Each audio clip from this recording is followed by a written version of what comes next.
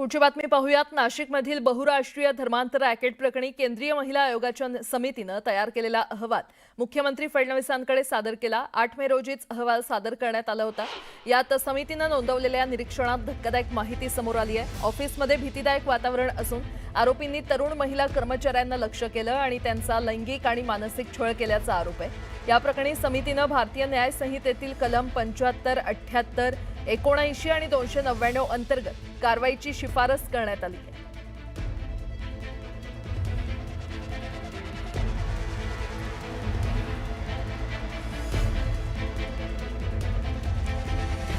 तर केंद्रीय महिला आयोगाच्या समितीने काय निरीक्षण नोंदवलंय आपण पाहूयात।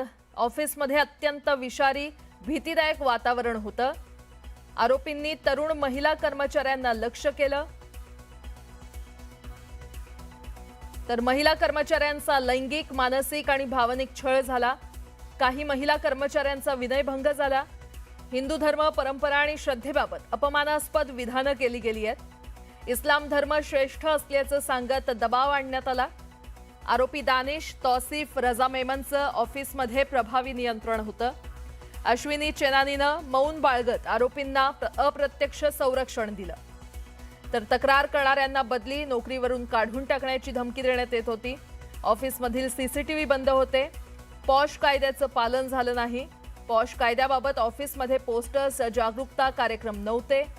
नाशिक ऑफिससाठी स्वतंत्र तक्रार समिती नव्हती। तर सामाजिक दबाव, भीतीपोटी अनेक पीडिता तक्रारीसाठी पुढे आल्या नाहीत असं निरीक्षण नोंदवण्यात आलंय।